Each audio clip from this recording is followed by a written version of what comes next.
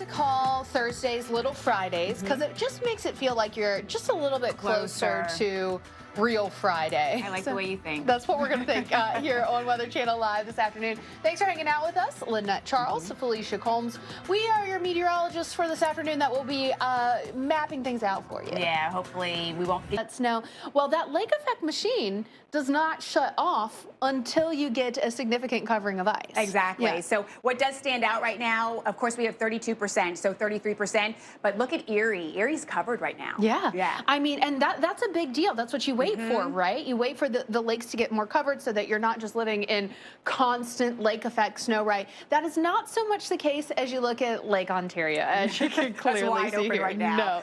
No. And, you know, when you talk about this ice, it shoots up like this when you've had significant cold, and that's exactly what we're seeing. Exactly. So, of course, we're in January, and it's been going up. The current ice cover on Lake Erie right now, 95%. So, you know, that's good if you want to shut it down. Yeah. And, of course, Erie is the shallowest, so that one always freezes first. It's just so crazy to me how you can see how much it just jumped up above average there after being a little bit below average. And you see why here. I mean, we have spent more than the last 2 weeks in places like Cleveland. Bitter cold. Exactly. Yeah. Well, it's important to remember that the ice on a lake may look frozen, but looks, of course, can be deceiving. Yeah, for sure. Meteorologist Mark Elliott has some advice on avoiding thin ice. Well, in the wake of deadly Winter Storm Fern and the arrival of Gianna, it's important to remember the higher risk winter storms bring for carbon monoxide poisoning. If this storm takes out your power, be careful. Meteorologist Mike Bettis has some things to remember to stay safe.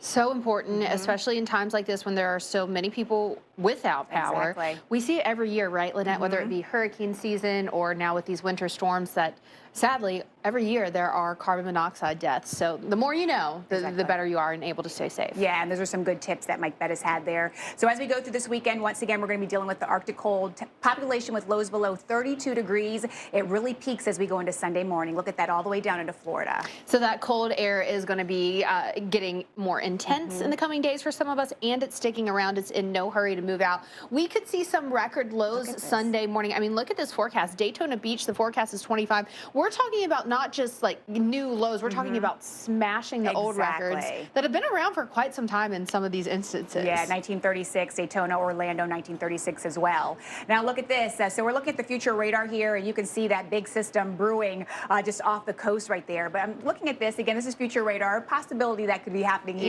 Yeah, trying to reach down off towards Tampa. Maybe a couple of flurries there. I don't know. I mean, I wouldn't rule it out. You've got the water, you've got the moisture, you've got the intense cold. So Tampa area, this is going to be your year, maybe. And the cold doesn't just stop there. Sunday, it's pushing farther down into South Florida. I mean, even Key West isn't missing out on that potential for some extreme cold. Exactly. And these are our high temperatures that we're going to be seeing here. As we look at Orlando, Florida, our average high 73. That's why you go there, right? But we're definitely not going to be feeling that. It's going to be much colder as we head towards Sunday, Felicia. Big time cold. It is Thursday here on Weather Channel Live. Thanks for hanging out with us. You might have come to check in on our latest winter storm, Winter Storm Gianna, and we're here to tell you all about it. Lynette Charles, Felicia Combs mapping it out.